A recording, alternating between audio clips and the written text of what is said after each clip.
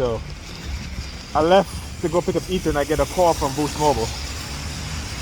Of course, it's the crooked white supremacists on the police force, because as soon as I came out the building, I get the call, and police is driving by, right at the exact moment, the exact time.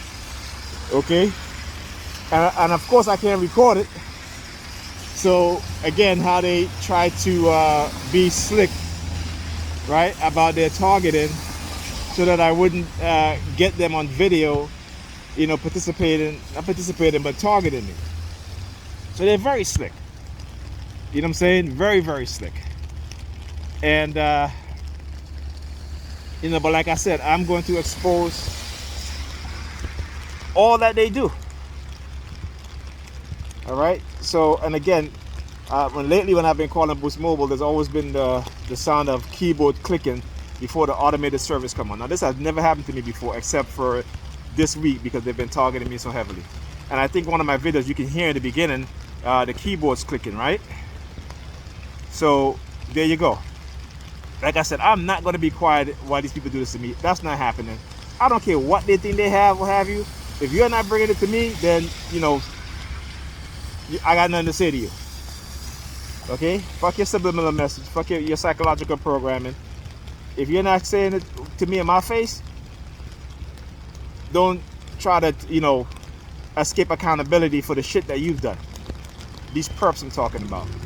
So these white supremacists hiding behind their gun and their badge. A bunch of fucking cowards. Okay? Just like the idiot in the building when I came in, hiding up the fucking stairs because he don't want his face to be shown. Okay? This is what these cowards are doing. Okay? These cult leaders. Look, why are you driving so slow, bro? Look, why are you driving so slow? KPM 32110. Alright? So there have been multiple vehicles with the license plate, with the number 32 in the license plate.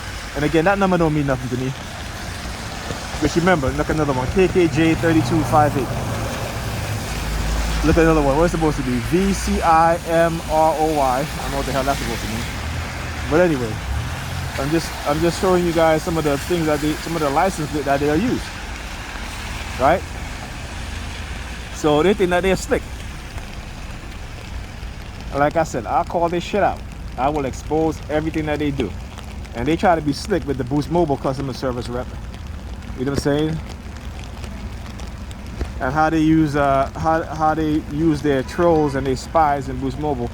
It's interesting. You guys should look on that.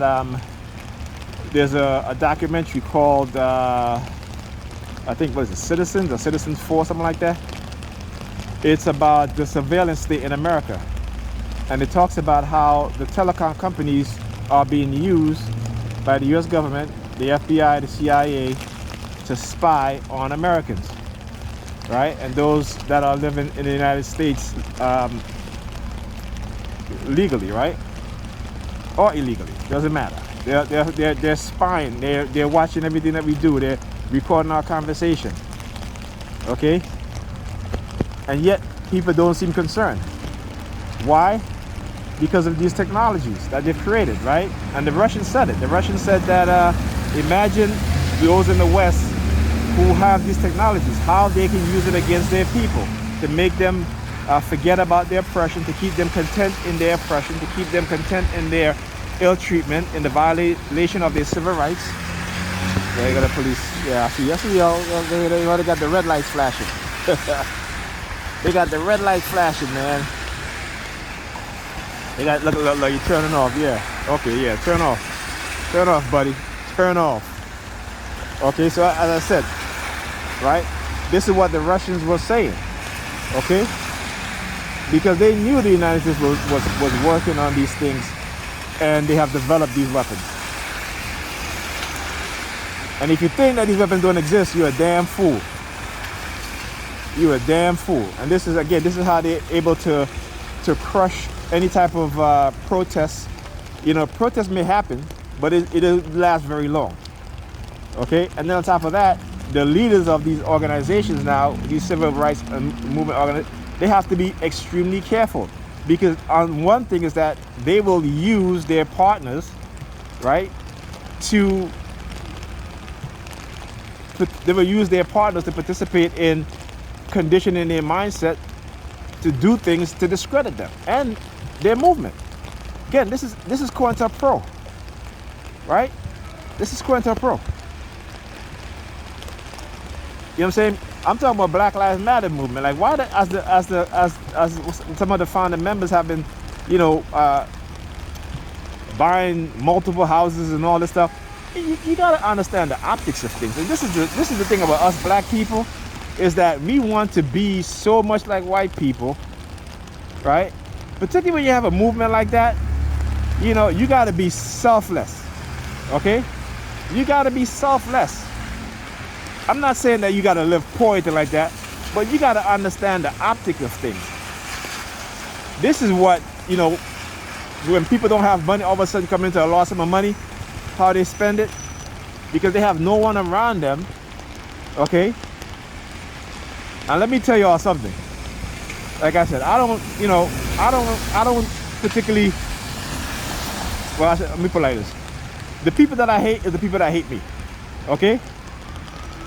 And within these organizations, you see, particularly Black Lives Matter, the partners, they're same-sex partners, okay? Either the partners are white, okay? And again, that's strategic when they do these things. And then you start to see the behavior change within the non-white person in the relationship, okay?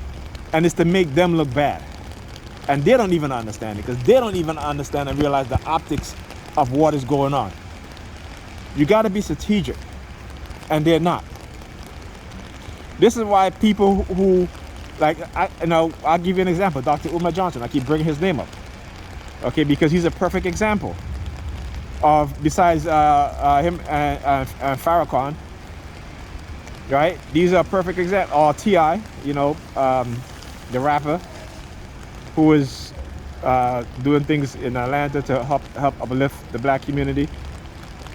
Okay? He had to go through a lot. You know what I'm saying? And if you don't think that the feds are still not listening to this conversation, they should all know that. Listen, our elders tell us that. You know, Dr. Yosef Ben Yakiman, Dr. John Henry Clark. They all say, listen, I know they're watching me. I know that they're, you know, because they understand. And as black people, we should all understand. Our community is the most surveilled community in America. You think after 9/11 the Muslim community was the most surveilled? No. The black community is the most surveilled. When you look at, I talk about these cases of these black men who are Muslim, who had, limited mental capacity, how the FBI come in, you know, pick them, they pick them, because this is what they do. They pick out the most vulnerable people because they know they can get away with it, right? And the fact that entrapment is something that was against the law, and all of a sudden it becomes very, very easy for police, the FBI, to do these things, and to do it with people, men, black men in particular, who really can't defend themselves in any other way. And the judges sit on these courts and convict these people, or jury, what have you, and not understand what's going on. It's ridiculous.